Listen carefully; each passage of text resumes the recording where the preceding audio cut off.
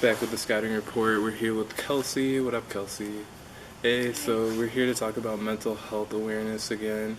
Also, things that you can do to overcome social anxiety, any type of stress that you're feeling. Could be from things like work or things you have going on related to personal issues in your life. Pretty much what we talked about Yeah. that we thought would be nice to discuss because we were discussing it ourselves. Also, we wanted to talk about things like different emotions that you feel and things that you can do to overcome them. Like with anger is one big one I think is important to talk about.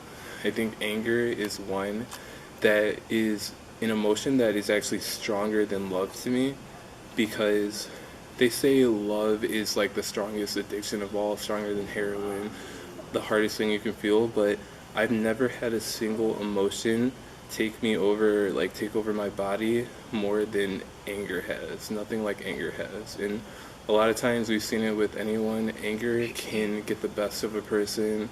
They can bring out the worst in a person, and that's exactly what we don't want to see happen in people and why we want to talk about it.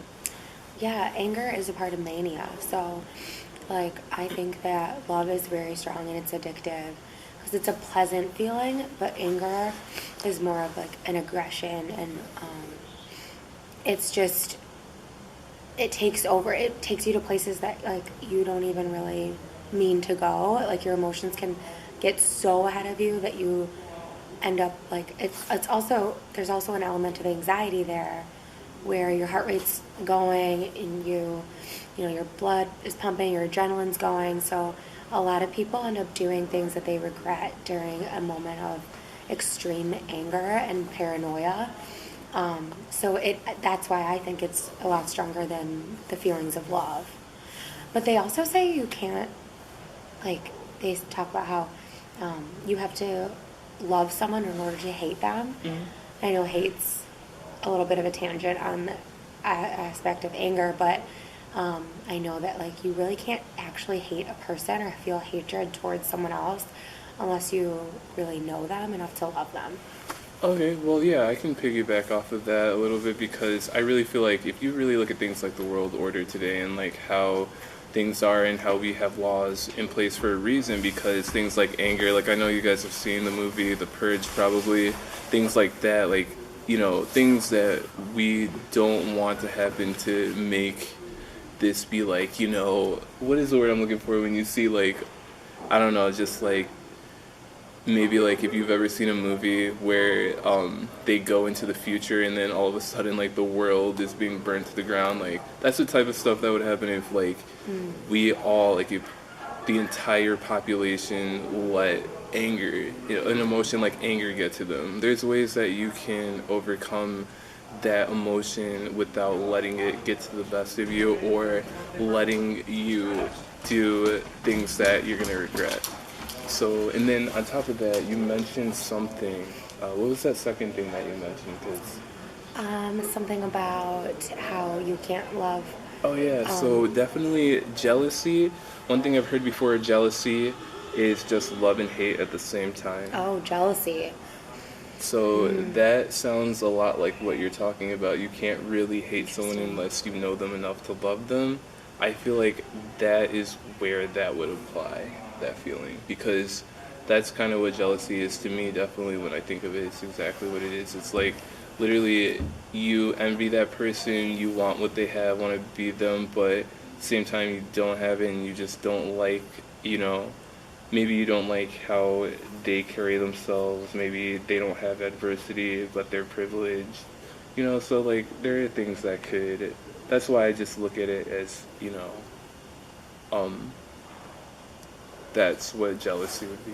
I was just looking up what the difference between envy and jealousy is the other day, and I read somewhere that it says that envy only occurs when we lack a desired attribute enjoyed by another. Exactly. Jealousy occurs when something we already possess, usually a special relationship, is threatened by a third person.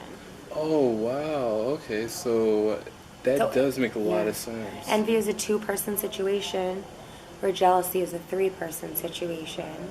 And jealousy has more to do with, another person instead of, Yeah. or Jealousy maybe is like usually with someone, someone, not not of something. something. Yeah. Like you feel those negative feelings towards another person.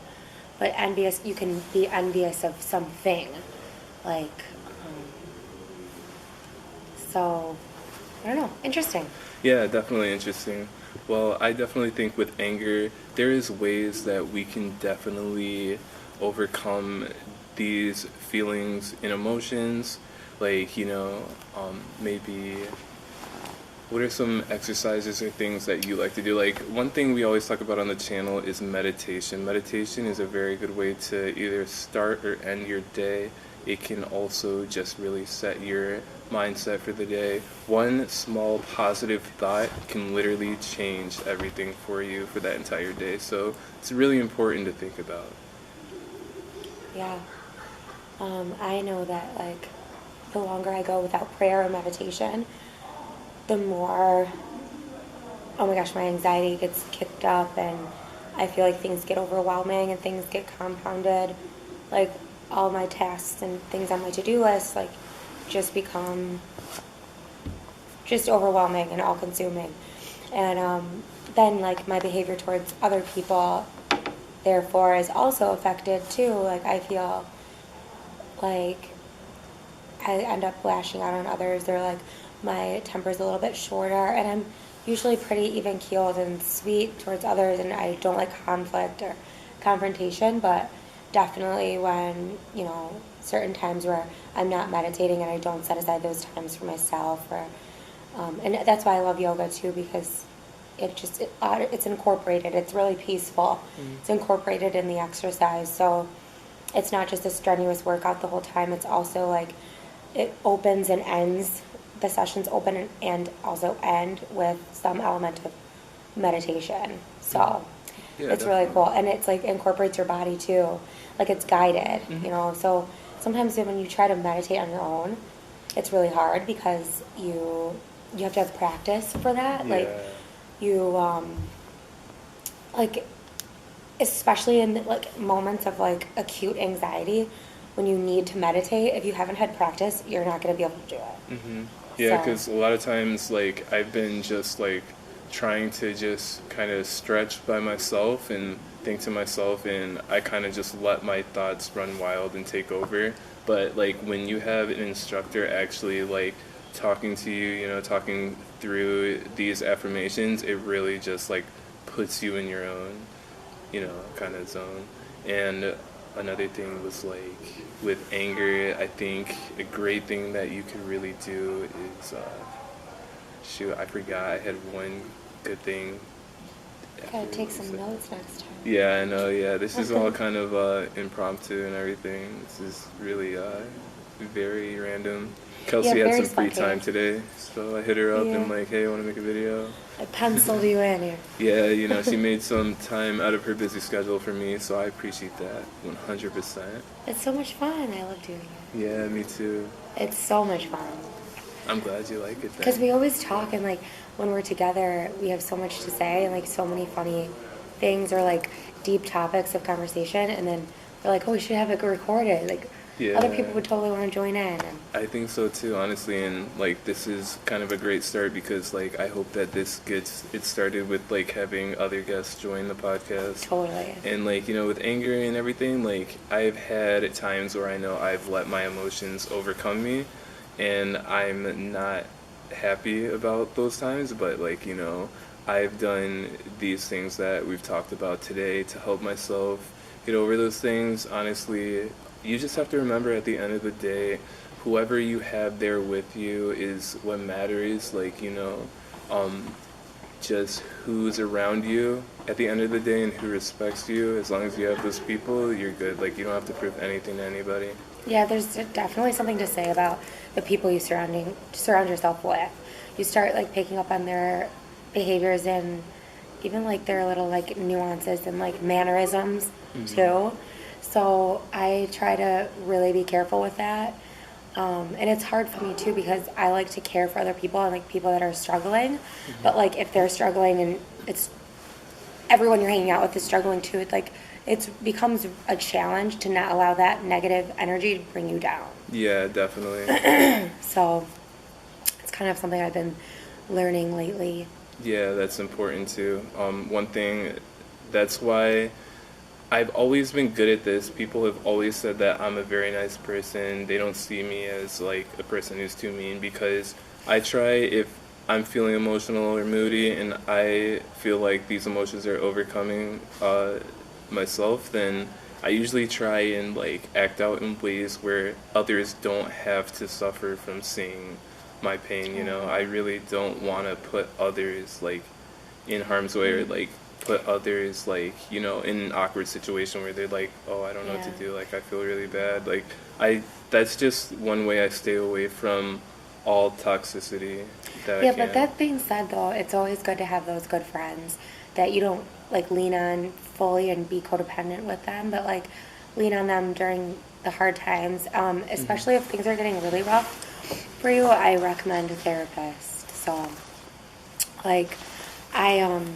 definitely feel like therapists are so helpful because it's an unbiased party and it's someone that doesn't know everything going on in your life or doesn't know the people personally. So you can say anything and everything is, you know, there's a HIPAA law, so it protects you. They follow that so that so that you're protected. Everything that you share is private, and that's the point of a therapy session. Yeah. And so I think it's also not meant to be like a venting session, you Right. know? Like, It's not? no, you're I not just literally supposed to thought it vent. was. No, it's not supposed to be because it needs to be productive. Like sometimes if you're venting, you're just venting the whole time and then like nothing, you just get more angry. So there needs to be some like intervention with these like thoughts and feelings and behaviors. Like you're supposed to be trained like through cognitive behavioral therapy or CBT or DBT, which is dialectical behavior therapy, Okay. which is like two things happening at once. Like I'm trying to think of an example. Like they say, like my mom, okay, so this is just, I'll do my best to come up with an example. My mom doesn't love me, but my mom wants the best for me. No, my mom does love me, and she wants the best for me. Yeah. So it's like two things that are conflicting, but they can also coincide, they can also co-occur. So that's what dialectical behavior therapy is. So anyways, therapy in general is, if you see a psychologist, they don't prescribe medication, but your psychiatrist would, and your psychologist works alongside the psychiatrist to then see how your medications and your managing of your behaviors is working out and how productive is your life, and how they want to look for improvement because a lot of times insurance will reimburse for these things. So if there's no improvement, then they're not going to continue paying for it. So they make goals and things like that so that they can really help you particularly and specifically in one or two areas of your life. Yeah, definitely. I agree with that 100% because I really feel like therapy,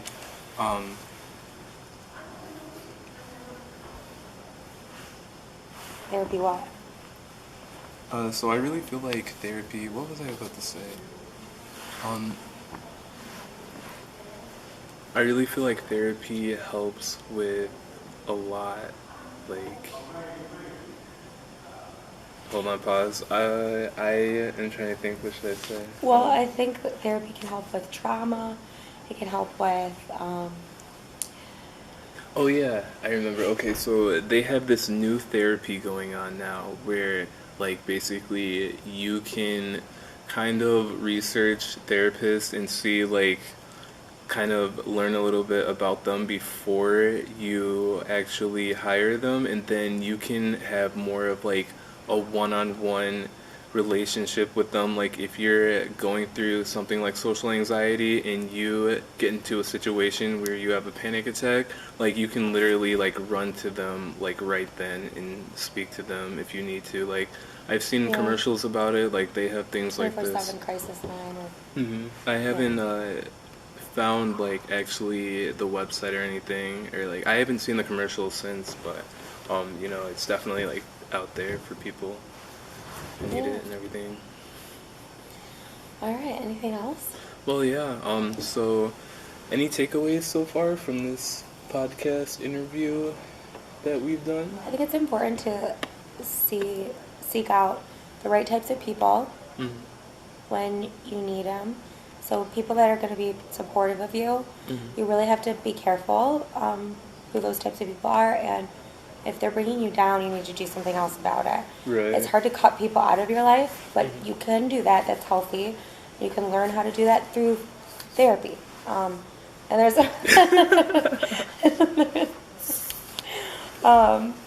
and you should seek a therapist and a psychiatrist if you feel like your life is just becoming unmanageable.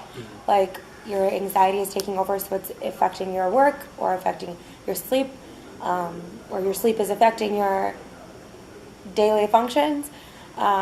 It's really important, and there shouldn't be any stigma or shame in it because it's so much more common than we See you like to guys talk next about. time.